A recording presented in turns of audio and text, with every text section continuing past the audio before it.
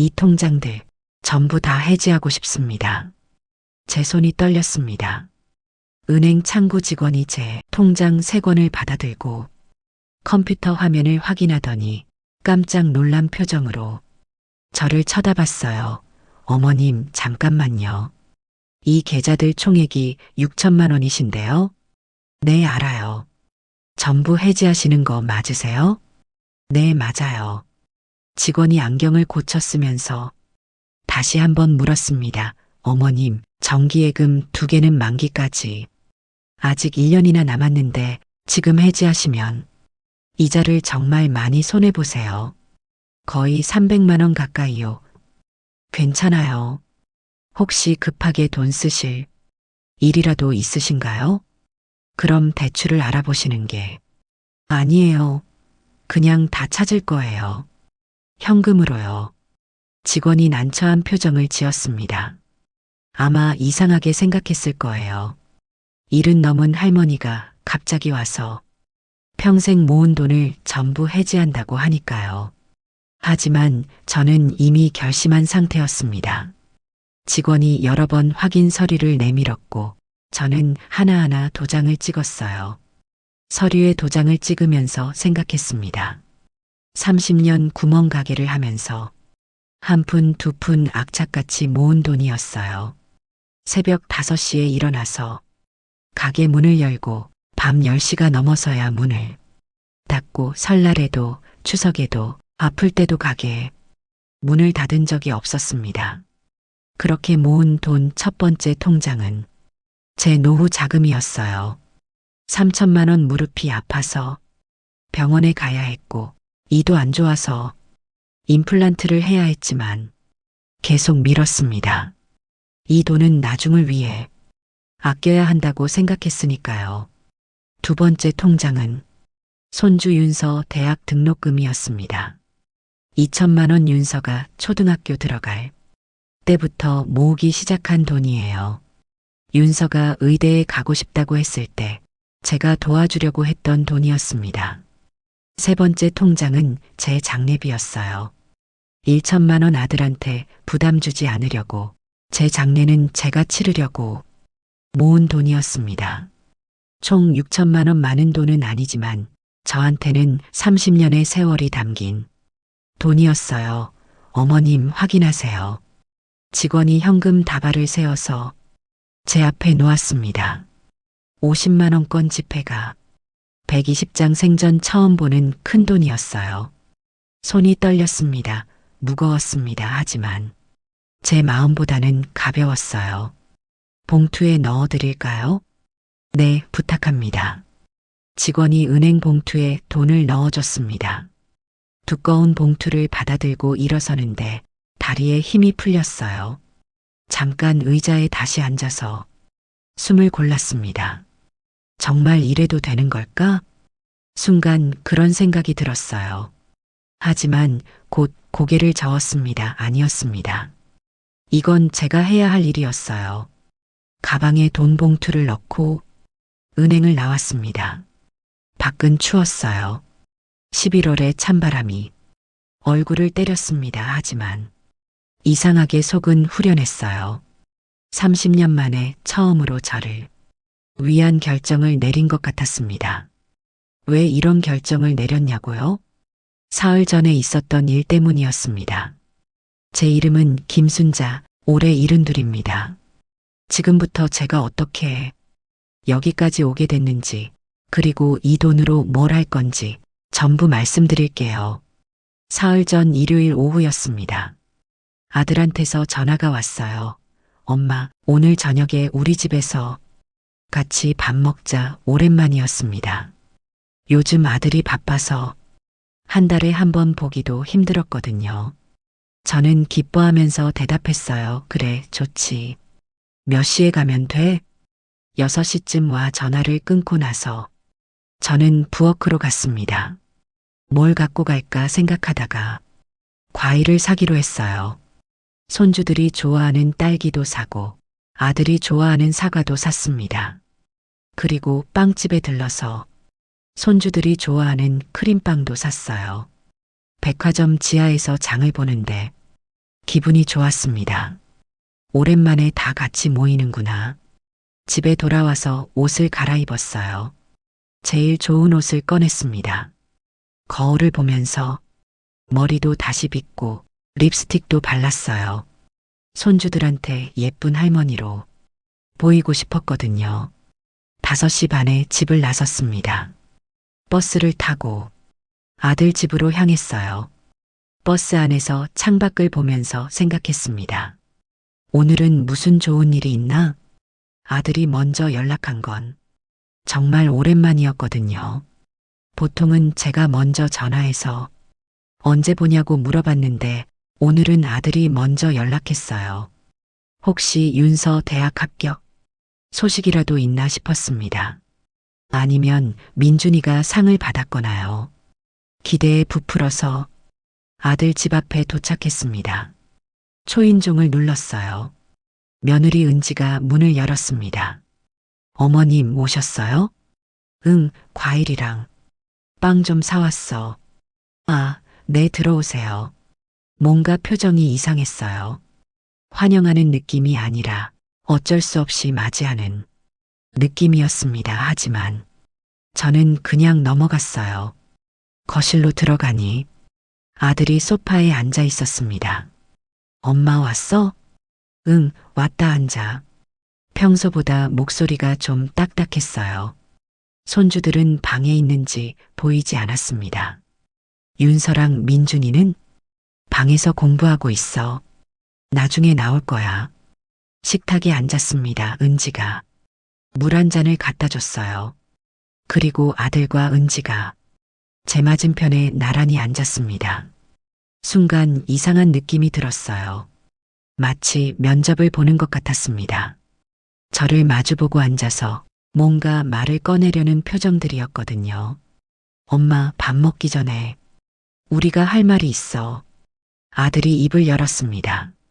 제 가슴이 쿵 내려앉는 느낌이 들었어요. 좋은 소식이 아니구나. 뭔데? 무슨 일 있어? 아니, 나쁜 일은 아니고. 아들이 말을 머뭇거렸습니다. 그때 은지가 끼어들었어요. 어머님, 저희가 말씀드릴 게 있어요. 은지 목소리는 단호했습니다. 응? 뭔데? 내년 설 연휴에요. 저희 가족이 해외여행을 가려고 해요. 그래? 좋겠다. 어디 가는데? 유럽이요. 프랑스랑 이탈리아 애들 데리고 한 2주 정도요. 2주나? 돈 많이 들겠다. 저희가 알아서 할게요. 애들도 이제 크니까 좋은데 구경시켜주고 싶어서요. 그래, 잘 생각했다. 좋은 경험이 되겠네. 저는 진심으로 좋다고 생각했어요. 손주들이 넓은 세상을 보는 건 좋은 일이니까요. 그런데 은지가 말을 이었습니다. 그래서요. 은지가 잠깐 아들을 쳐다봤어요. 아들은 고개를 돌렸습니다. 그래서 어머님은 그때 저희 집에 안 오셔도 돼요. 순간 귀를 의심했습니다. 뭐라고? 설날이잖아요. 보통 어머님이 오시는데 저희가 여행 가니까 그때는 안 오셔도 된다는 말씀이에요. 뭔가 이상했어요. 그냥 여행 간다고 하면 될 텐데 왜 굳이 저를 불러서 이런 말을 하는 걸까요? 그럼 너희가 여행 가는 날짜를 피해서 가면 되잖아. 아니요, 설 연휴 내내 갈 거예요. 항공권이 싸거든요. 그래. 그럼 나는 그냥 집에 있으면 되는 거네. 네, 그러시면 돼요. 제 가슴이 답답했습니다. 하지만 참았어요. 그래, 여행 가는데 뭐 나야 혼자 있으면 되지. 그런데 아들이 끼어들었습니다. 엄마, 우리가 오래 못 쉬잖아. 이번 기회에 가족들이랑 좀 쉬고 싶어서. 가족들이랑 그 말을 듣는 순간 뭔가 가슴에 걸렸어요. 가족들이라니? 응, 우리 네 식구. 네 식구 아들, 며느리, 윤서, 민준. 저는 빠져 있었습니다. 나는 가족이 아니니? 제가 조심스럽게 물었습니다. 은지가 잠깐 멈칫했어요. 그러더니 이렇게 말했습니다. 어머님, 오해하지 마세요. 그게 아니라요. 그럼 뭐야? 저희는 그냥 우리 식구끼리 조용히 다녀오고 싶은 거예요. 어머님도 이해하시죠? 우리 식구, 제가 없는 우리 식구. 저는 숟가락을 내려놓았습니다. 아직 밥도 안 먹었는데 입맛이 싹 사라졌어요. 그럼 나는 식구가 아니라는 거네. 어머님, 왜 그렇게 말씀하세요? 그런 뜻이 아니잖아요. 30년을 같이 살았는데 내가 식구가 아니라고? 제 목소리가 떨렸습니다. 참으려고 했는데 참아지지 않았어요. 엄마, 진정해. 은지도 그런 뜻으로 한 말이 아니야. 아들이 제 편을 들지 않았습니다. 며느리 편만 들었어요. 그럼 무슨 뜻이야? 나보고 설날에 혼자 집에 있으라는 게 무슨 뜻이야? 은지가 한숨을 쉬었습니다. 그리고 이렇게 말했어요. 어머님, 솔직히 말씀드릴게요. 해봐. 저희도 저희 가족만의 시간이 필요해요. 어머님이 오시면. 은지가 잠깐 말을 멈췄습니다. 제 눈을 똑바로 쳐다보면서 말했어요. 솔직히 불편해요. 불편하답니다. 30년을 함께 산 며느리가 시어머니인 제가 불편하답니다. 그 순간 제 안에서 뭔가가 무너지는 소리가 들렸어요. 내가 너희한테 불편한 사람이었구나. 어머님, 그게 아니라. 제 말은 됐어. 저는 자리에서 일어났습니다. 엄마, 어디가? 집에 너희끼리 편하게 있어, 엄마. 밥이라도 먹고 가. 배 안 고파? 저는 현관으로 걸어갔습니다. 손이 떨려서 신발을 신기가 힘들었어요. 뒤에서 아들이 말했습니다. 엄마, 오해하지 마. 은지가 말을 좀 잘못한 거야. 저는 대답하지 않았습니다. 현관문을 열려는데 뒤에서 은지 목소리가 들렸어요. 아들한테 하는 말이었지만 제 귀에 또렷하게 들렸습니다. 그러게 제가 뭐라고 했어요. 어머님한테 직접 말하면 이렇게 될 줄 알았다니까요. 그냥 아무 말 안 하고 여행 가면 됐을 텐데. 그 말을 듣는 순간 저는 문을 세게 닫았습니다. 복도로 나와서 엘리베이터를 탔어요. 엘리베이터 안에서 거울에 비친 제 얼굴을 봤습니다. 창백했어요. 입술도 파랗게 질려 있었습니다. 1층에 도착해서 아파트 밖으로 나왔습니다. 찬바람이 얼굴을 때렸어요. 그제야 눈물이 났습니다. 버스 정류장까지 걸어가면서 계속 울었어요. 30년 동안 쌓아왔던 모든 것들이 그 한마디에 와르르 무너졌습니다. 집에 돌아와서 저는 소파에 앉아 있었습니다. 텔레비전을 켰지만 무슨 내용인지 하나도 들어오지 않았어요. 밤 10시가 넘어서야 아들한테서 전화가 왔습니다. 받지 않았어요.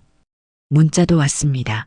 엄마, 미안해. 은지가 말을 잘못했어. 읽고도 답장하지 않았습니다. 그날 밤 저는 잠을 한숨도 못 잤어요. 천장을 쳐다보면서 계속 생각했습니다. 내가 뭘 잘못했지? 내가 너무 자주 갔나? 내가 너무 참견을 많이 했나? 하지만 아무리 생각해도 제가 뭘 잘못했는지 모르겠었어요. 새벽이 되어서야 결심했습니다. 가족이 아니라면 가족처럼 살 필요도 없다. 그리고 아침이 되자마자 저는 은행으로 향했습니다. 돌이켜보면 처음부터 이랬던 건 아니었어요. 30년 전으로 돌아가 볼까요? 며느리 은지를 처음 본 날, 아들이 29살 되던 해였습니다. 엄마, 소개할 사람이 있어. 아들이 얼굴이 빨개져서 집에 데려온 여자가 바로 은지였어요. 키도 크고 얼굴도 예쁘고 명문대를 나와서 대기업에 다니는 똑똑한 여자였습니다. 안녕하세요. 어머님, 이은지입니다. 은지가 허리를 굽혀 절을 했어요. 그 모습이 참 곱더라고요. 어머, 그래, 어서 와 앉아. 감사합니다. 어머님. 은지는 웃으면서 제가 내민 과일을 받았습니다. 그날 저는 은지한테 반했어요. 예의 바르고 말도 곱고 무엇보다 아들을 바라보는 눈빛이 따뜻했거든요. 우리 아들한테 과분한 며느리가 왔네. 남편 없이 혼자 구멍가게 하면서 아들 하나 키운 제게 은지 같은 며느리는 선물 같았습니다. 은지가 돌아간 뒤 아들이 물었어요. 엄마, 은지 어때? 좋더라. 착해 보이고 정말. 엄마 마음에 들어? 그럼 우리 아들 행복하면 엄마는 좋지. 아들이 환하게 웃었습니다. 그 웃음을 본 순간 저는 생각했어요. 이제 우리 아들도 가정을 꾸리는구나. 나도 외롭지 않겠구나. 결혼 준비를 하는 동안 저는 정말 열심히 도왔습니다. 은진의 집안과 예단을 맞추고 예식장을 알아보고 신혼집을 구하고 그러다 신혼집 비용이 부족하다는 얘기를 들었어요. 엄마 미안한데 돈 좀 도와줄 수 있어? 얼마 필요한데? 3천만 원만 3천만 원. 그건 제게 있는 돈의 전부였습니다. 구멍가게를 10년 동안 하면서 악착같이 모은 돈이었어요. 새벽 5시에 일어나서 가게 문을 열고 밤 10시가 넘어서 문을 닫고 명절에도 아플 때도 쉬지 않고 이래서 모은 돈이었습니다. 엄마, 이렇게 많이 주면 엄마는 어떻게 살아? 엄마 노후 자금인데 괜찮아. 엄마는 혼자 먹고 사는 거 얼마 안 들어. 너 장가 가는 게 더 중요하지. 사실 괜찮지 않았어요. 그 돈으로 제 무릎 수술도 하고 이 치료도 하고 나중에 혼자 살 집도 마련하려고 했거든요. 하지만 아들 행복이 제 행복이었으니까요. 결혼식 날 은지가 제 손을 꼭 잡으면서 말했습니다. 어머님 정말 감사해요. 앞으로 잘 모실게요. 딸처럼 생각해 주세요. 그 말을 듣는 순간 눈물이 났어요. 남편 잃고 20년을 혼자 산 제게 딸이 생긴 것 같았습니다. 이제 외롭지 않겠구나. 결혼 초반 5년은 정말 좋았어요. 은지는 일주일에 2~3번씩 제 집에 들렸습니다. 어머님, 저 회사 끝나고 들를게요. 에이, 괜찮아. 바쁜데 오지마. 아니에요. 어머님 보고 싶어서요. 어머님 혼자 계시면 외로우시잖아요. 그럴 때마다 저는 정말 기뻤어요. 같이 저녁도 먹고 이런저런 이야기도 나누고 어머님, 오늘 회사에서 이런 일이 있었어요. 그래. 힘들었겠다. 괜찮아요. 그래도 일하는 게 재밌어요. 은지는 제게 회사 이야기도 하고 친구 이야기도 했어요. 저도 은지한테 가게 이야기를 했고요. 정말 딸 같았습니다. 그러다 은지가 임신을 했습니다. 어머님, 제가 임신했어요. 은지가 환하게 웃으면서 말했을 때 저는 너무 기뻤어요. 정말 축하한다. 몸조리 잘해야 돼. 네, 어머님.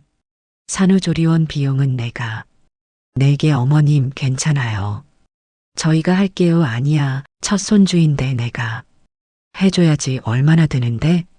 한 500만 원 정도요. 알았어. 걱정 마. 500만 원. 적은 돈은 아니었지만 손주를 위한 돈이었으니까요. 그리고 윤서가 태어났습니다. 제 첫 손주 병원에서 윤서를 처음 봤을 때의 그 감동을 저는 평생 잊을 수 없어요. 작고 빨간 얼굴, 꼭 쥔 작은 주먹 할미 왔다. 우리 윤서를 안았을 때 눈물이 났습니다. 세상을 다 가진 기분이었어요. 은지가 직장을 계속 다녔으니까 윤서는 제가 거의 키웠습니다. 매일 새벽 5시에 일어나서 아들 집으로 갔어요. 윤서 밥 먹이고 기저귀 갈고 어린이집 데려다 주고 저녁엔 데리러 가고 밥 먹이고 재우고 힘들었냐고요? 전혀요. 손주 키우는 게 이렇게 행복한 줄 몰랐습니다. 할미. 윤서가 말을 배우고 저를 처음 할미라고 불렀을 때 그 기쁨이라니. 윤서가 제 품에 안기면 피곤한 줄도 몰랐어요. 그렇게 3년이 흘렀습니다. 윤서가 3살이 됐을 때 은지가 둘째를 가졌어요. 어머님, 또 신세지게 생겼어요. 무슨 소리야. 손주 늘어나는데. 얼마나 좋아. 산후조리원 비용은 저희가 아니야. 내가 낼게. 걱정 또 500만 원을 냈습니다. 그리고 민준이가 태어났어요. 둘째 손주 윤서 때보다 더 예뻤습니다. 제가 두 손주를 다 키웠어요. 아침엔 윤서를 유치원에 데려다 주고 민준이를 돌보고 저녁엔 윤서를 데리러 가고 정말 바쁜 나날이었지만 행복했습니다. 그런데 윤서가 4살, 민준이가 돌쯤 됐을 때부터 뭔가 조금씩 달라지기 시작했어요. 어머님, 어느 날 은지가 진지한 표정으로 말했습니다. 윤서한테 과자 좀 그만 주세요. 응? 얘가 좋아하길래. 요즘 애들은 당 조절이 중요해요. 어머님이 자꾸 주시니까. 애가 때를 쓰잖아요. 알았어. 미안해. 다음부턴 안 줄게. 그날 이후로 저는 윤서한테 과자를 주지 않았습니다. 윤서가 할미, 과자 좋아하면 은지가 바로 눈을 흘렸거든요. 그리고 얼마 뒤 은지가 또 말했어요. 어머님, 윤서 이제 유치원 보낼 건데요. 어머님은 이제 안 오셔도 돼요. 응? 내가 데려다 줄 게 아니에요. 제가 할게요. 어머님도 이제 나이가 있으시잖아요. 무리하시면 안 돼요. 나이가 있다. 그때 제 나이가 62이었어요. 아직 건강했고 손주 돌보는 게 전혀 힘들지 않았는데 벌써 늙었다는 소리를 듣는 기분이었습니다. 아니야, 나 괜찮아. 내가 해줄게 어머님. 제가 할게요. 요즘 육아법이 많이 바뀌었거든요. 어머님 방식이랑 좀 달라서요. 요즘 육아법 제 방식은 틀렸다는 뜻이었죠. 그날부터 저는 손주들을 예전만큼 자주 보지 못했습니다. 은지가 퇴근하고 애들을 데리고 친정에 가는 날이 많아졌거든요. 엄마, 미안해 은지. 친정 부모님도 손주 보고 싶어 하셔서. 그래, 당연하지. 괜찮아. 괜찮은 척 했지만 속으론 서운했어요. 나도 손주 보고 싶은데. 하지만 말하지 못했습니다. 며느리한테 미움받을까 봐요. 세월이 흐르면서 상황은 점점 더 나빠졌습니다. 윤서가 초등학교에 들어갈 때였어요. 아들 부부가 새 아파트를 사기로 했습니다. 엄마, 우리 아파트 사려고 하는데. 그래? 좋겠다. 어디? 강남이야. 학군이 좋아서. 그럼 됐네. 축하한다. 근데 엄마, 아들이 말을 머뭇거렸어요. 왜? 무슨 일 있어? 계약금이 좀 부족해서. 미안한데 도와줄 수 있어? 얼마 필요한데? 3천만 원만. 또 3천만 원이었습니다. 그때 제게 남은 돈이 4천만 원이었어요. 제 무릎은 점점 더 아파지고 있었고 이도 몇 개 빠져서 임플란트를 해야 했습니다. 병원에 가면 의사가 말했어요. 어머님, 이거 방치하시면 안 돼요. 빨리 치료하셔야죠. 다음에 올게요. 어머님, 이미 몇 번이나 다음이라고 하셨잖아요. 알았어요. 돈 모으면 올게요. 하지만 돈은 모이지 않았어요. 아들한테 3천만 원을 줬으니까요. 엄마, 나중에 꼭 갚을게 됐어. 엄마는 괜찮아. 너희 잘 사는 게 중요하지. 갚을 거라고는 생각 안 했어요. 아들 가족이 좋은 집에서 살면 그게 제 기쁨이었으니까요. 새 아파트로 이사하던 날 은지가 말했습니다. 어머님 방도 따로 만들어 드렸어요. 정말 고맙다. 가끔 오셔서 주무세요. 가끔 제 방이 있는데 가끔 오라는 거였습니다. 저희도 신혼집 느낌으로 살고 싶어서요. 어머님도 어머님 집이 편하시잖아요. 신혼집 느낌. 결혼한 지 벌써 15년이 넘었는데요. 하지만 저는 웃으면서 고개를 끄덕였어요. 그래, 너희끼리 편하게 살아라. 엄마는 괜찮아. 그날부터 저는 정말 가끔만 아들 집에 갔습니다. 명절이나 손주들 생일 때만 초대받았어요. 평소엔 전화도 잘 안 왔습니다. 혼자 집에서 텔레비전을 보면서 가끔 생각했어요. 내가 이 집안에 필요한 사람이 맞나? 하지만 곧 그 생각을 지워버렸습니다. 무슨 이상한 생각을. 다 하나 나이 먹으니까 그런가 보다. 작년 가을 제가 심장이 이상해서 병원에 입원했습니다. 가슴이 너무 답답하고 숨이 차서 119를 불렀어요. 응급실에 실려갔고 일주일 동안 입원했습니다. 아들한테 전화했어요. 아들아, 엄마 병원에 입원했어 뭐. 왜? 어디 아파? 심장이 좀 이상해서. 크게 아픈 건 아니니까. 걱정 마 알았어. 내가 갈게. 아들은 사흘에 한 번 왔습니다. 회사 일이 바빠서 자주 못 온다고 했어요. 은지는 단 한 번도 안 왔습니다. 엄마, 미안해 은지가. 회사 프로젝트 때문에 바빠서 괜찮아. 바쁜데 뭐 오지 마. 입원실 옆 침대에는 제 또래 할머니가 계셨어요. 그 할머니 며느리는 매일 왔습니다. 아침에 와서 과일도 깎아주고, 점심때 와서 죽도 먹여주고, 저녁에 와서 발 마사지도 해줬어요. 어머님, 오늘은 좀 어떠세요? 응, 좋아 다행이다. 제가 미역국 끓여왔어요. 드실 수 있으세요? 그래, 고맙다. 저는 그 모습을 보면서 혼자 병원 도시락을 먹었습니다. 맛이 없었어요. 밤이 되면 더 외로웠습니다. 다른 환자들은 가족들이 와서 이야기를 나누는데 저는 혼자 천장만 쳐다봤어요. 내가 죽으면 누가 알까? 그런 생각이 들었습니다. 일주일 뒤 퇴원하는 날 아들이 저를 데리러 왔어요. 엄마, 건강 챙기고. 나 회사 일 때문에 바빠서 자주 못 올 것 같아. 그래, 너 일 잘하고. 엄마는 혼자 잘 있어. 아들은 저를 현관 앞까지만 데려다 주고 갔습니다. 저는 빈집에 들어와서 냉장고를 열었어요. 김치 하나, 계란 서너 개, 그게 전부였습니다. 일주일 동안 입원했는데 집에 반찬 하나 없었어요.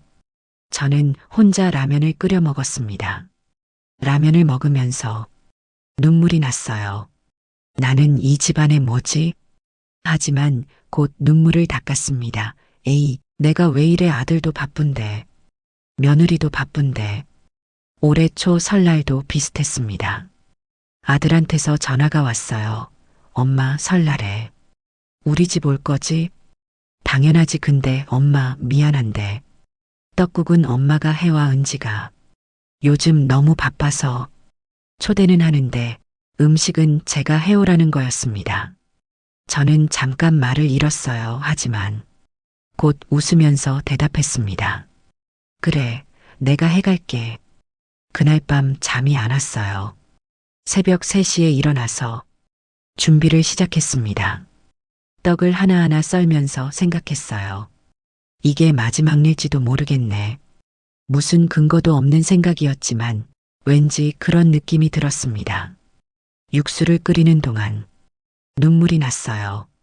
남편이 살아있을 때는 명절이 이렇게 외롭지 않았는데 같이 떡국도 끓이고 같이 웃고 같이 설거지도 하고 하지만 이제는 혼자였습니다. 새벽 4시 드디어 떡국이 완성됐어요. 무거운 냄비를 들고 집을 나섰습니다. 아직 해가 뜨기 전이었어요. 거리는 텅 비어 있었고 추웠습니다. 버스 정류장까지 걸어가는데 냄비가 너무 무거웠어요. 중간에 잠깐 내려놓고 쉬어야 했습니다. 버스를 2번 갈아타서 아들 집에 도착했을 때는 아침 6시였어요. 초인종을 눌렀는데 은지가 문을 열더니 깜짝 놀란 표정을 지었습니다. 어머님, 벌써 오셨어요? 벌써라니 아들이 오라고 해서 온 건데 왜 벌써냐고 묻는 걸까요? 응, 떡국 끓여왔어. 아, 네 들어오세요. 거실에 들어갔는데 이미 은지 친정 부모님이 와 계셨어요. 소파에 편하게 앉아서 텔레비전을 보고 계시더라고요. 어머, 사돈 어른 오셨네요? 은지 어머니가 반갑게 인사했습니다. 네, 안녕하세요. 저는 무거운 냄비를 식탁에 내려놓았어요. 어머님이 해오셨어요. 은지가 시큰둥하게 말했습니다.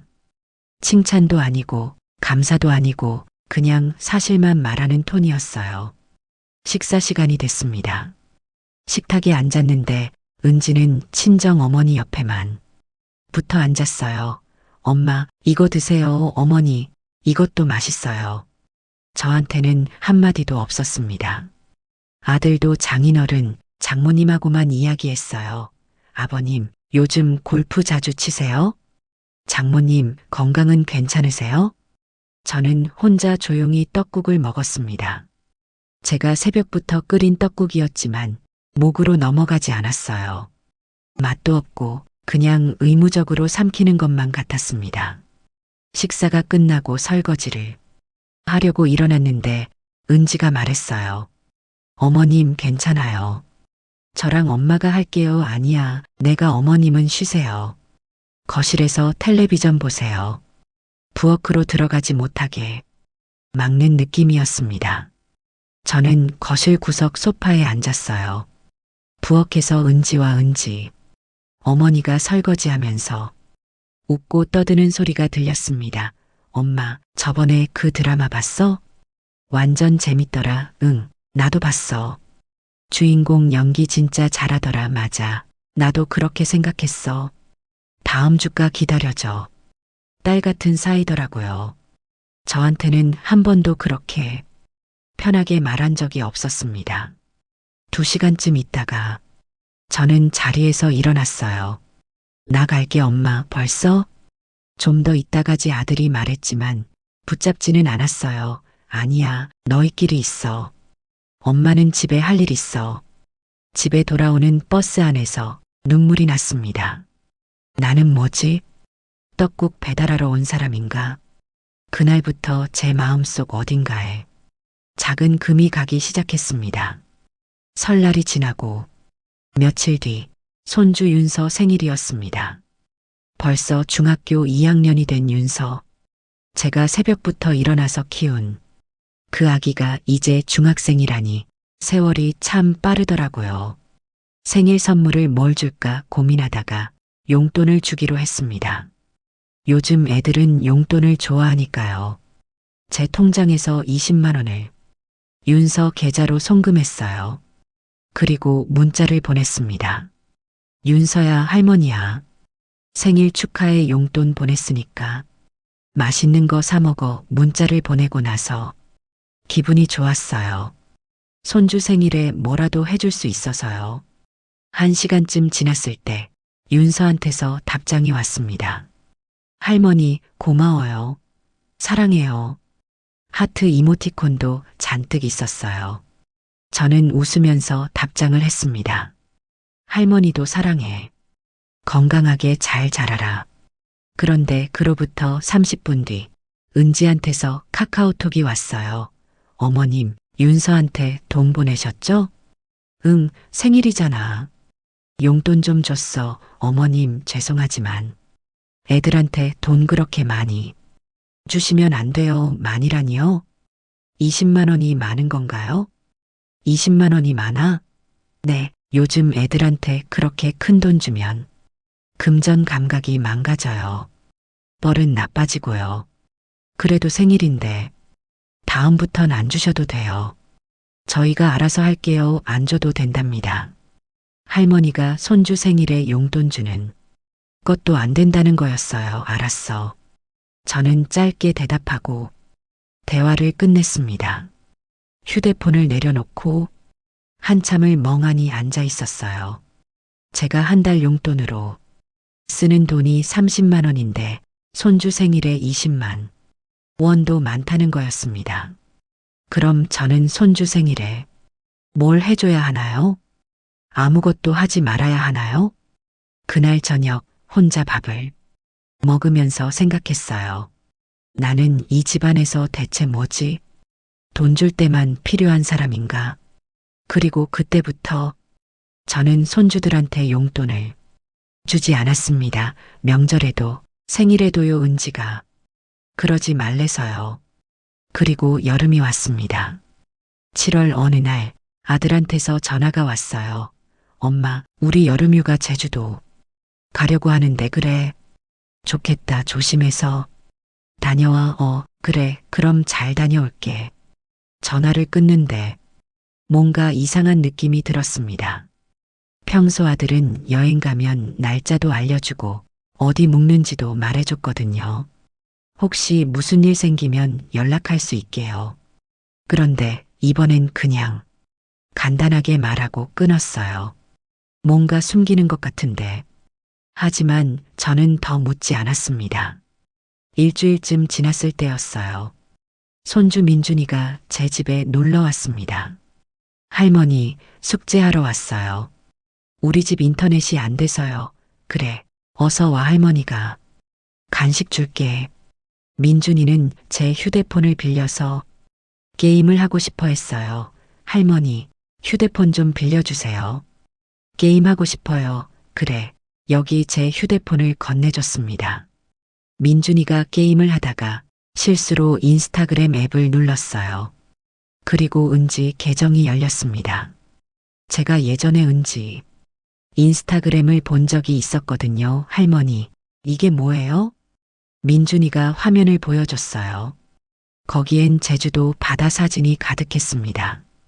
파란 하늘, 에메랄드빛 바다, 하얀 모래사장 사진을 넘기니까 더 많은 사진들이 나왔어요. 아들, 은지, 윤서, 민준. 4명이 웃으면서 찍은 사진들이었습니다. 호텔 수영장에서 찍은 사진, 식당에서 음식 먹는 사진, 해변에서 찍은 사진. 그리고 한 사진에는 6명이 찍혀 있었어요. 은지의 친정 부모님도 함께였던 겁니다. 제 손이 떨렸습니다. 사진을 계속 넘겨봤어요.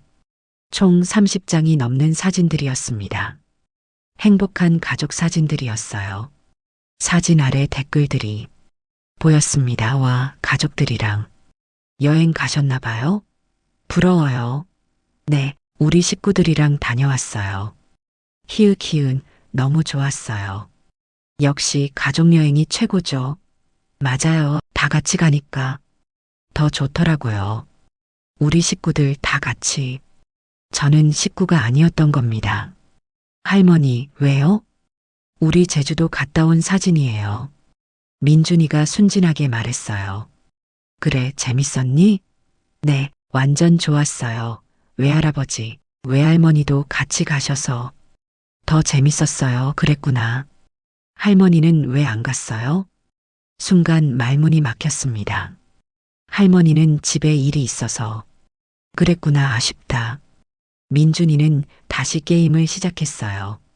저는 천천히 휴대폰을 받아서 소파에 앉았습니다. 사진들을 다시 한번 봤어요. 아들이 웃고 있었어요. 은지도 웃고 있었고 윤서와 민준이도 웃고 있었습니다. 은지 부모님도 정말 행복해 보였어요. 6명의 가족. 그리고 그 가족 사진에 저는 없었습니다. 손주를 키우고 돈을 대주고 30년을 함께 살았지만 저는 가족이 아니었습니다. 가슴이 답답했어요. 숨이 막히는 것 같았습니다. 왜 나한텐 말도 안 했을까? 왜 나는 초대하지 않았을까? 나도 가족인데, 나도 할머니인데. 눈물이 났습니다. 하지만 민준이 앞에서 울 수는 없었어요. 화장실에 가서 조용히 울었습니다. 거울 속 제 얼굴을 봤어요. 주름이 가득하고 머리는 하얗게 새고 눈은 충혈돼 있었습니다. 나는 정말 늙었구나. 그래서 필요 없는 사람이 된 거구나. 한참을 울고 나서 얼굴을 씻고 나왔습니다. 민준이는 게임에 빠져 있었어요. 저는 민준이 옆에 앉아서 머리를 쓰다듬었습니다. 민준아, 할머니가 간식 줄게. 와. 고마워요, 할머니.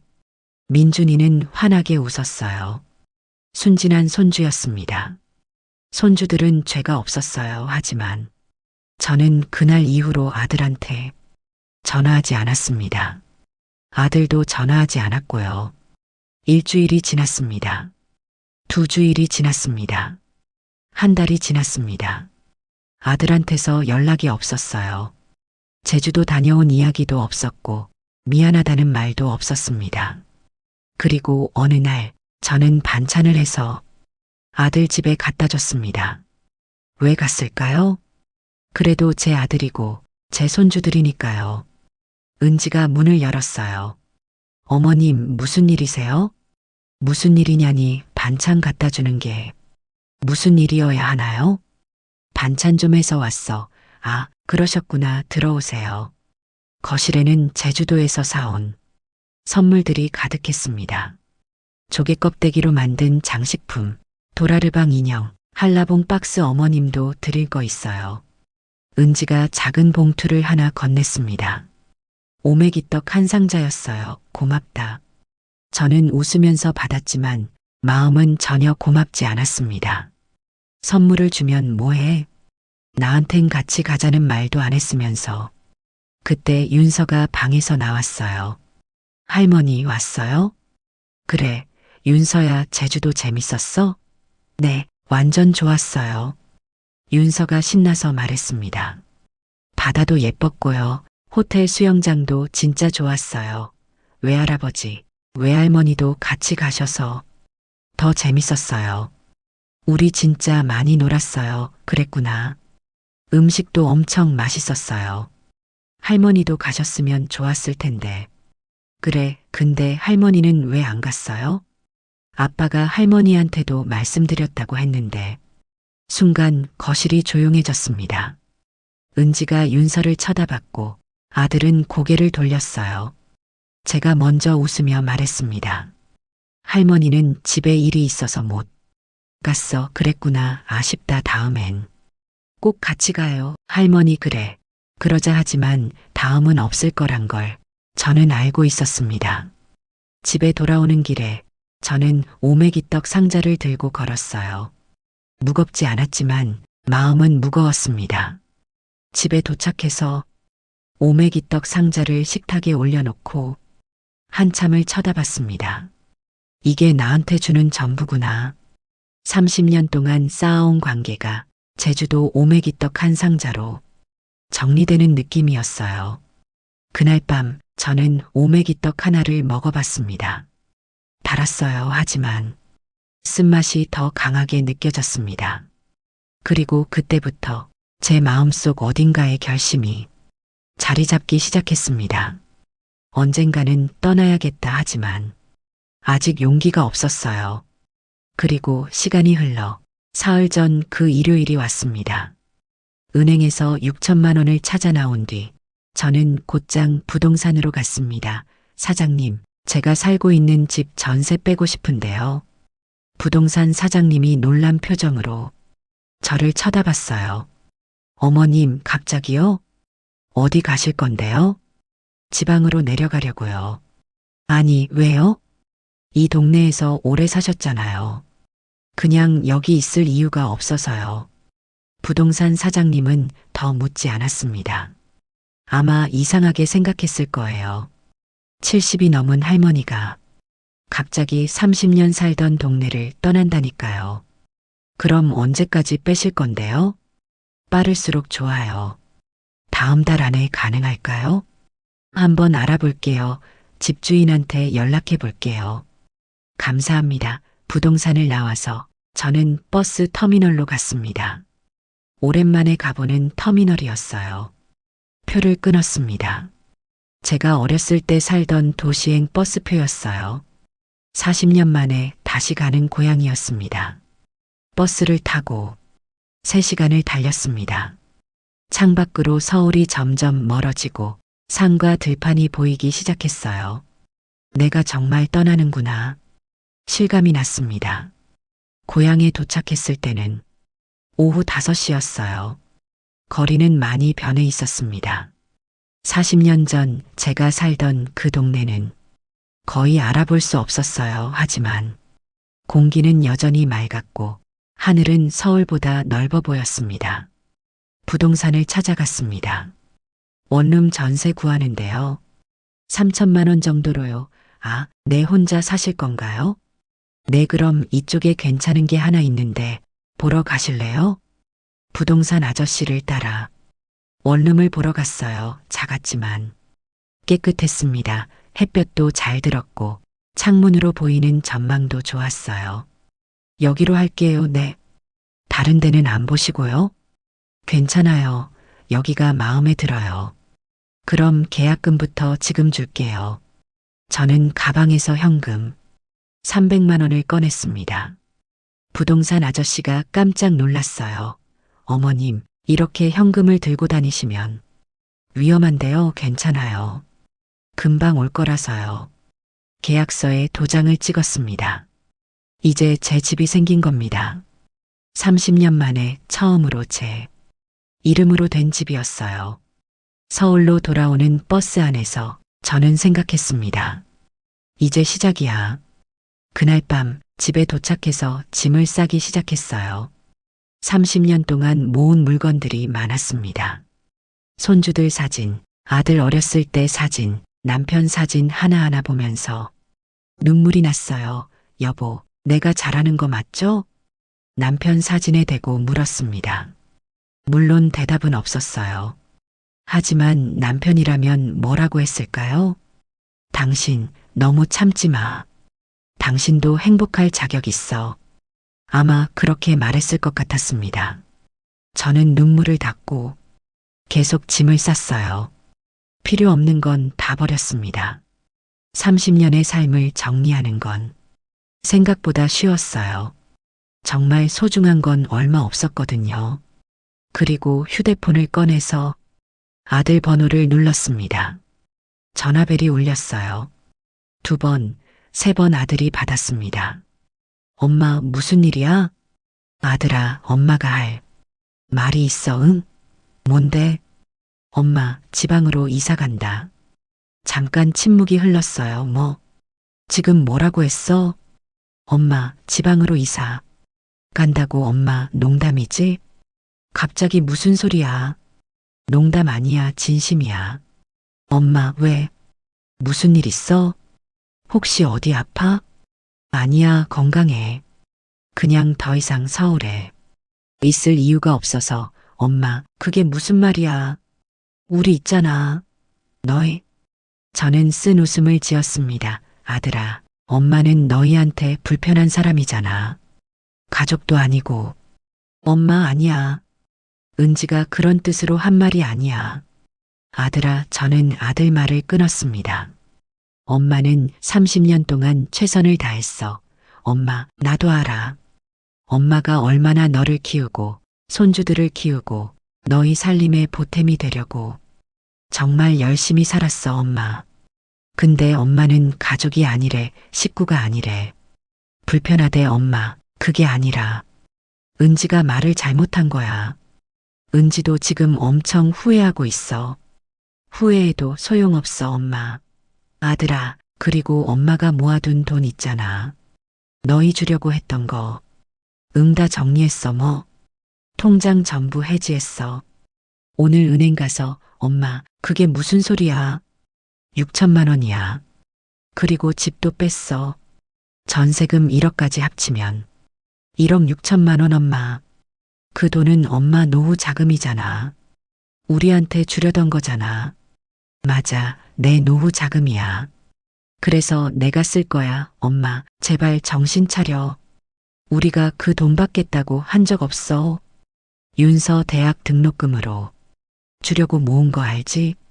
알아, 이제 기대하지 마. 다 내가 쓸 거니까. 엄마. 아들아, 너희는 너희끼리 잘 살아. 엄마한테 기대하지 말고. 엄마는 이제 너희 가족이 아니니까. 엄마, 그게 무슨. 저는 전화를 끊었습니다. 손이 떨렸어요. 하지만 후회는 없었습니다. 30년 만에 처음으로 제가 하고 싶은 말을 다 한 것 같았습니다. 곧 아들한테서 전화가 왔어요. 받지 않았습니다. 또 전화가 왔고 또 왔습니다. 10번도 넘게 전화가 왔지만 받지 않았어요. 문자도 수십 통 왔습니다. 엄마, 미안해. 엄마, 은지도 잘못했어. 엄마, 우리 다시 이야기하자. 엄마, 제발. 전화 좀 받아. 전부 읽고도 답장하지 않았습니다. 은지한테서도 카카오톡이 왔어요. 어머님, 제가 잘못했어요. 제가 말을 너무 심하게 했어요. 정말 죄송해요. 용서해 주세요. 읽고도 답장하지 않았습니다. 오해가 아니었어요. 30년 동안 쌓인 진심이었으니까요. 그날 밤 저는 처음으로 편안하게 잠들었습니다. 일주일이 지났습니다. 그동안 아들은 하루에도 몇 번씩 전화했지만 저는 한 번도 받지 않았어요. 문자도 계속 왔지만 답장하지 않았습니다. 집주인한테서 연락이 왔어요. 다음 주까지 집을 비워달라고 했습니다. 빨리 진행됐어요. 이사 날짜를 잡았습니다. 작은 트럭 하나면 충분했어요. 30년을 살았는데 짐이 이렇게 적었습니다. 이사하는 날 아침 마지막으로 집안을 둘러봤어요. 여기서 아들을 키웠습니다. 여기서 손주들과 놀았고 여기서 혼자 울기도 했어요. 30년의 추억이 담긴 집이었습니다. 안녕 집에 작별 인사를 했습니다. 트럭이 도착했어요. 할머니, 짐. 이게 전부예요? 네, 이게 다예요. 어디 가세요? 지방이요. 제가 어렸을 때 살던 곳으로. 아, 고향으로 내려가시는구나. 좋으시겠다. 네, 좋아요. 트럭이 출발했습니다. 창밖으로. 서울거리가 스쳐 지나갔어요. 30년을 살았던 도시, 아들을 키웠던 도시, 손주들을 봤던 도시, 이제 다시는 안 올 수도 있는 도시였습니다.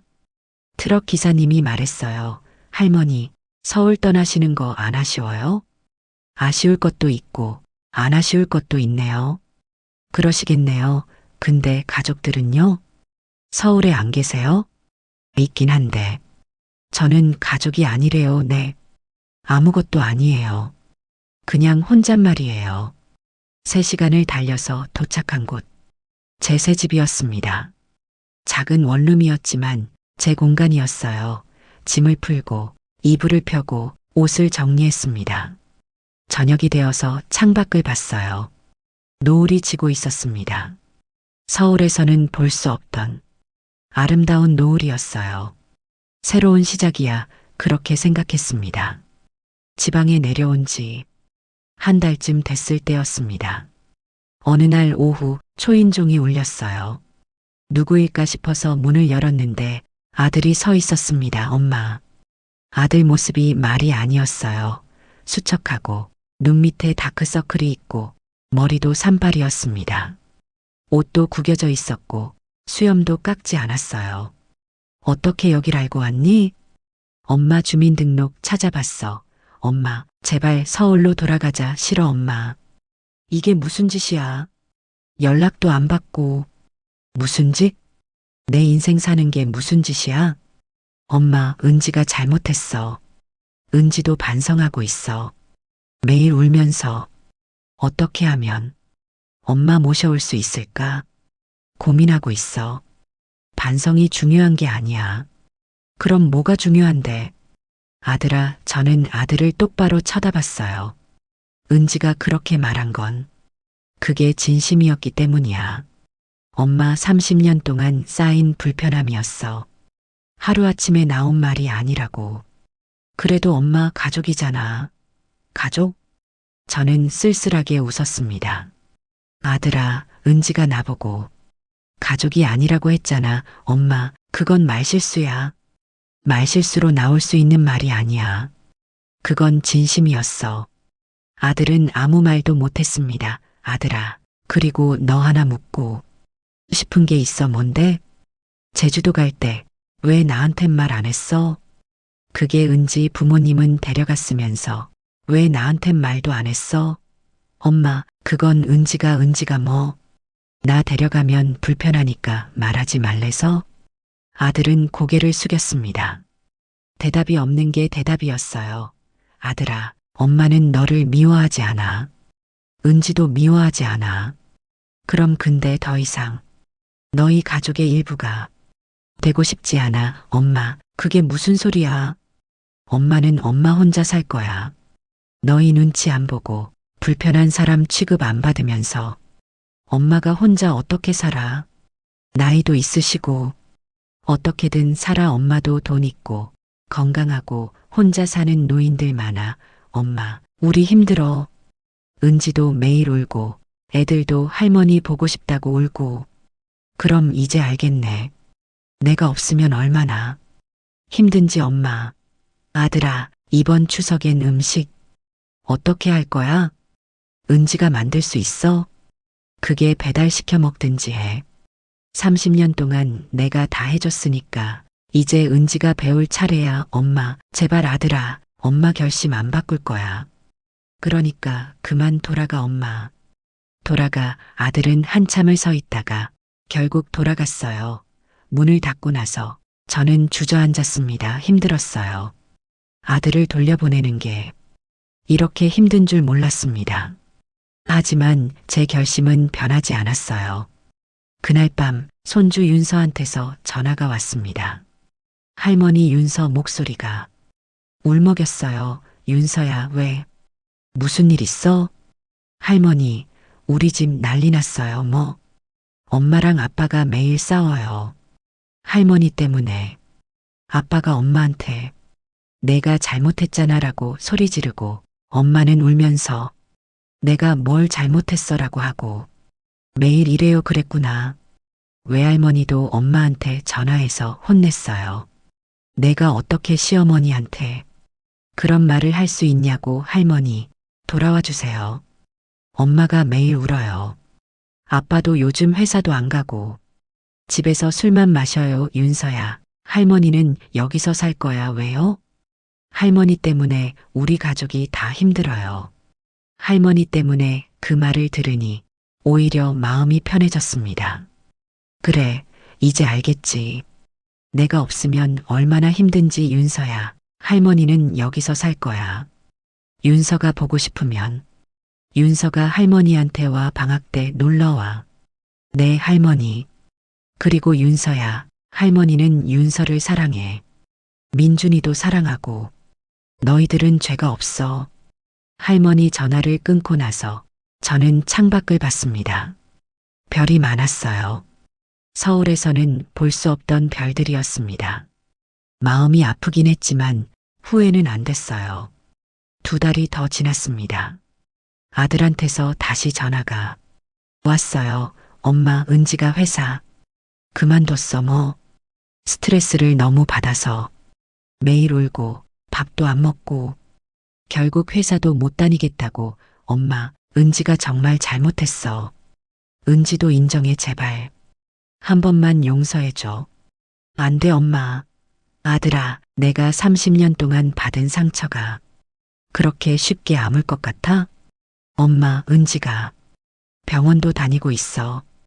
우울증 약도 먹고. 잠깐 마음이 흔들렸습니다. 하지만 저는 고개를 저었어요. 아들아, 그건 은지가 감당해야 할 몫이야. 엄마, 그래도 아들아, 엄마도 30년 동안 우울했어. 약은 안 먹었지만 매일 울었어. 그거 아니? 몰랐어. 그렇지. 시어머니는 울면 안 되니까. 시어머니는 항상 웃어야 하니까. 시어머니는 참아야 하니까. 엄마, 아들아, 엄마는 이제 내 인생 살 거야. 미안하지만 전화를 끊었습니다. 또 1달이 지났습니다. 이번에는 은지 어머니한테서 전화가 왔어요. 사돈 어른, 저예요. 은지 엄마네. 안녕하세요. 사돈 어른, 제발 한 번만 용서해 주세요. 우리 은지가 정말 잘못했어요. 은지가 지금 너무 힘들어해요. 매일 울고 밥도 안 먹고 약까지 먹으면서요. 저도 은지를 엄청 혼냈어요. 내가 어떻게 시어머니한테 그런 말을 할 수 있냐고. 고맙습니다. 사돈 어른, 은지가 어려서 그랬어요. 철이 없어서요. 제발 한 번만 용서해 주세요. 저도 사돈 어른 마음 이해해요. 제가 시어머니였으면 저도 똑같이 했을 거예요. 그 말을 들으니 조금 마음이 풀렸습니다. 한 번만 생각해 볼게요. 정말요? 감사합니다. 사돈 어른. 전화를 끊고 나서 저는 생각했습니다. 용서해야 하나? 하지만 아직은 아니었어요.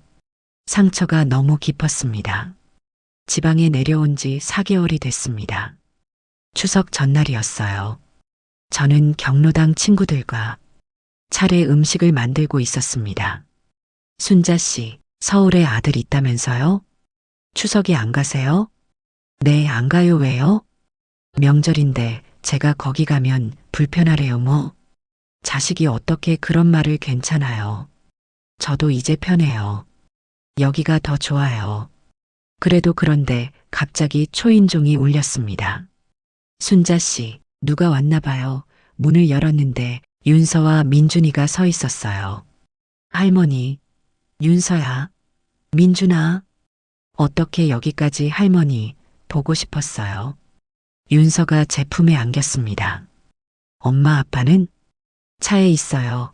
밖을 보니 아들과 은지가 차에서 내리고 있었습니다. 그런데 은지 모습이 충격적이었어요. 살이 많이 빠졌고 얼굴도 헬쑥하고 머리도 푸석푸석했습니다. 눈은 푹 꺼져 있었고 화장기도 없었어요. 4개월 전에 그 당당하던 며느리가 아니었습니다. 어머님 은지가 제 앞에 섰습니다. 그리고 갑자기 무릎을 꿇었어요. 어머님, 정말 죄송합니다, 은지야. 일어나 아니에요. 제가 정말 잘못했어요. 은지가 울기 시작했습니다. 제가 어떻게 어머님한테 그런 말을 할 수 있었는지 저도 모르겠어요. 어머님이 없으니까 제가 아무것도 못하겠어요. 은지가 계속 울었어요. 명절 음식도 못 만들겠어요. 애들 돌보는 것도 제대로 못하겠어요. 집안일도 엉망이에요. 회사도 그만뒀어요. 매일 우울해서 아무것도 못하겠어요.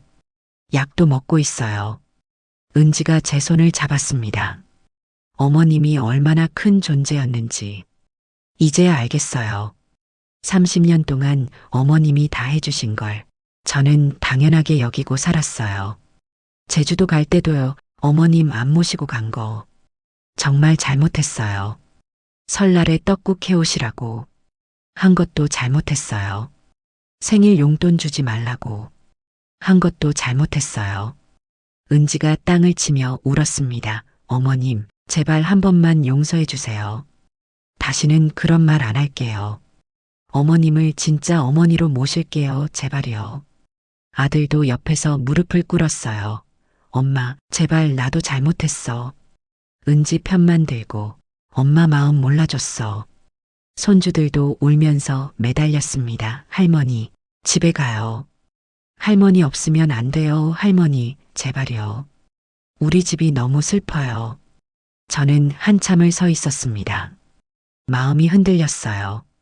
4개월 동안 단단하게 쌓아온 벽이 조금씩 무너지는 느낌이었습니다. 하지만 저는 천천히 고개를 저었습니다.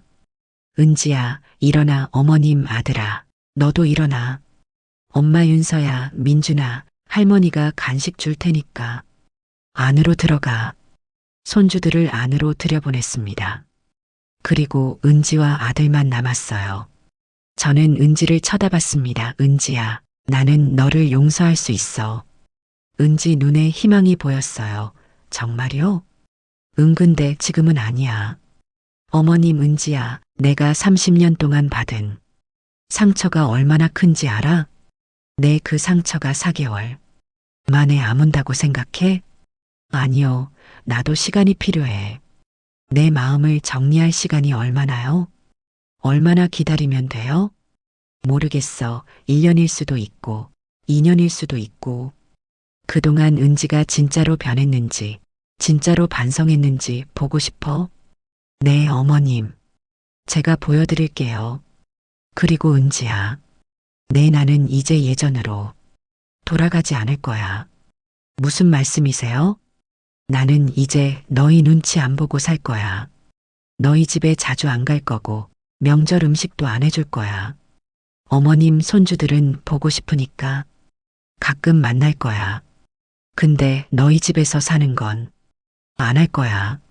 나는 여기서 살 거야. 은지가 고개를 끄덕였어요. 알겠습니다. 어머님, 어머님이 편하신 대로 하세요. 그리고 한 가지 더. 내 다음 명절 나는 손주들만 초대할 거야. 네. 윤서랑 민준이만 여기로 보내.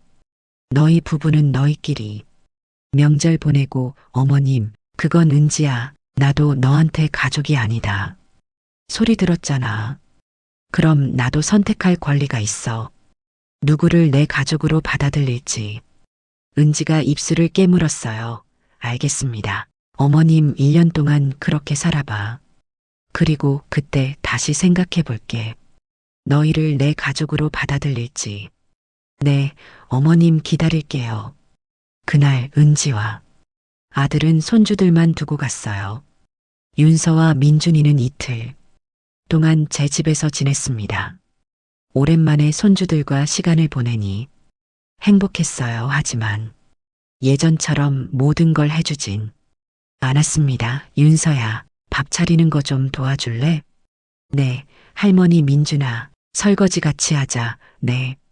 손주들도 집안일을 배워야 했으니까요. 지금 지방에 내려온 지 6개월이 됐습니다. 저는 여기서 나름 괜찮게 살고 있어요. 경로당에도 나가고 새로운 친구들도 사귀고 가끔 등산도 하고 서울에 있을 때보다 훨씬 건강해진 것 같아요. 무릎도 덜 아프고 마음도 편해졌습니다. 아들은 한 달에 한 번씩 전화합니다. 엄마, 건강은 괜찮아? 응, 괜찮아. 엄마, 돈은 있어? 필요하면 보내줄게. 아니, 엄마 돈 있어. 1억 6천만 원 있잖아. 엄마 걱정 마. 한 달에 50만 원씩 써도 20년은 거뜬해. 엄마, 그 돈 우리 안 받을게. 그러니까 아들아, 그 돈은 이제 내 거야. 너희 줄 생각 없어. 은지도 가끔 문자를 보냅니다. 어머님, 오늘 처음으로 떡국을 만들어 봤어요. 맛은 어머님만 못하지만 그래도 할만했어요. 어머님, 오늘 애들 학교 갔다 왔어요. 예전엔 어머님이 다 해주셨는데 이제 제가 하니까 얼마나 힘든지 알겠어요. 저는 짧게 답장합니다. 그래, 잘했네, 수고했어. 더 이상 길게 대화하지 않습니다. 지난주에 윤서가 혼자 놀러 왔어요. 할머니, 엄마가 많이 변했어요. 그래. 네, 요즘 엄마가 집안일도 하고 요리도 배우고 있어요. 그리고 저랑 민준이한테도 더 잘해줘요. 다행이네. 할머니, 언제 집에 와요? 글쎄, 아직 모르겠다. 엄마가 정말 반성하고 있어요. 할머니 사진 보면서 매일 울어요. 할머니, 조금만 기회를 주세요. 윤서야, 할머니가 시간이 필요하다고 했잖아. 내 손주들은 정말 죄가 없었어요. 하지만 저는 제 결심을 지킬 겁니다. 어제 은지한테서 편지가 또 왔습니다. 우편으로 온 손편지였어요. 어머님께 벌써 6개월이 지났습니다. 어머님 없이 사는 게 이렇게 힘든 줄 몰랐습니다. 요즘 저는 매일 요리를 배우고 있어요. 유튜브 보면서 떡국도 만들고 잡채도 만들고 갈비찜도 만들어 봤어요. 맛은 어머님만 못하지만 그래도 가족들이 맛있게 먹어줘요. 집안일도 제가 다 하고 있어요. 청소도 하고 빨래도 하고 정리도 하고. 예전엔 어머님이 다 해주셨는데 제가 직접 하니까 얼마나 힘든지 알겠어요. 어머님이 30년 동안 얼마나 고생하셨는지 이제야 깨달았습니다. 정말 죄송합니다. 회사는 아직 못 다니고 있어요. 우울증 약은 계속 먹고 있고요. 하지만 조금씩 나아지고 있어요. 어머님이 언젠가 돌아오실 거라는 희망으로 버티고 있습니다. 1년이든 2년이든 기다릴게요. 어머님이 편하실 때 돌아오세요. 저는 여기서 계속 반성하며 살겠습니다. 며느리 은지 올린 편지를 읽고 저는 한참을 생각했습니다. 용서해야 할까요? 돌아가야 할까요? 솔직히 말씀드리면 아직도 잘 모르겠습니다. 상처가 쉽게 아물지 않거든요. 하지만 한 가지는 확실합니다. 이제 저는 제가 원하는 대로 살 겁니다. 만약 돌아간다면 그건 제가 진심으로 용서했을 때예요. 누가 불쌍해서도 아니고 누가 눈치를 줘서도 아닙니다. 제가 정말로 다시 시작하고 싶을 때 그때 돌아갈 겁니다. 하지만 그때도 예전으로 돌아가진 않을 거예요. 저는 더 이상 눈치 보지 않을 겁니다. 더 이상 모든 걸 참지 않을 겁니다. 더 이상 불편한 사람, 취급받지 않을 겁니다. 제 존엄을 지키면서 살 겁니다. 지금은 제 인생을 살 차례예요. 70년을 남을 위해 살았으니 이제 저를 위해 살아도 되지 않을까요? 여기 지방 생활이 나쁘지 않습니다. 아침에 일어나서 제가 먹고 싶은 걸 먹고 제가 하고 싶은 걸 해요. 아무도 눈치 볼 필요가 없습니다. 외롭기도 하지만 자유롭습니다. 아프기도 하지만 당당합니다. 통장에 있는 1억 6천만 원은 온전히 제 거예요. 손주들 대학 등록금도 아들 용돈도 아닙니다. 제 노후 자금이고 제 여행 자금이고 제 행복 자금입니다. 가끔 손주들이 놀러 옵니다. 그때 맛있는 것도 해주고 용돈도 줘요. 하지만 더 이상 제 모든 걸 주지는 않습니다. 제 삶도 소중하니까요. 어제 경로당 친구가 물었어요. 순자 씨, 후회 안 해요? 가족 떠나온 거. 저는 웃으면서 대답했습니다. 후회는 안 해요. 이게 제가 선택한 삶이니까요. 대단하시네요. 저는 그런 용기가 없어요. 용기라기보다는 저를 지키는 거예요. 제 존엄을 지키는 거죠. 그 친구가 제 손을 꼭 잡았어요. 순자 씨 멋있어요. 30년을 참았지만 더 이상 참지 않기로 한 삶 불편한 사람이 되기보다 혼자 사는 걸 택한 삶.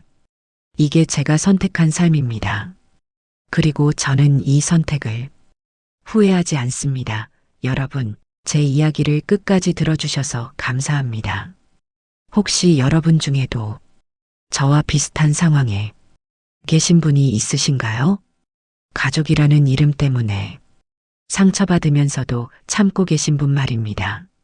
그분들께 이 말씀을 드리고 싶어요. 가족이라고 해서 모든 걸 참을 필요는 없습니다. 가족이라고 해서 여러분의 존엄을 짓밟아도 되는 건 아닙니다. 여러분도 소중한 사람입니다. 여러분도 존중받을 자격이 있어요. 여러분도 행복할 권리가 있습니다. 때로는 떠나는 것도 용기입니다. 저는 떠났습니다. 그리고 지금 저는 처음으로 제 인생을 살고 있습니다. 쉽지 않았어요. 30년을 함께 산 가족을 떠나는 건 정말 어려운 결정이었습니다. 하지만 저는 후회하지 않습니다.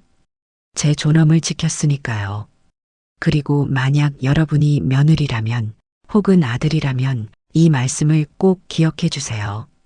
시어머니는 불편한 사람이 아닙니다. 평생을 자식을 위해 살아온 사람입니다. 그분들이 함께하는 게 불편하다고 느껴진다면 그건 그분들의 문제가 아니라 여러분의 문제일 수 있습니다. 가족이라는 건 함께 불편함을 견디는 게 아니라 함께 행복을 만드는 거예요. 가족이 아니다라는 말. 그 말은 절대로 해서는 안 되는 말입니다. 그 말 한마디가 30년을 무너뜨릴 수 있습니다.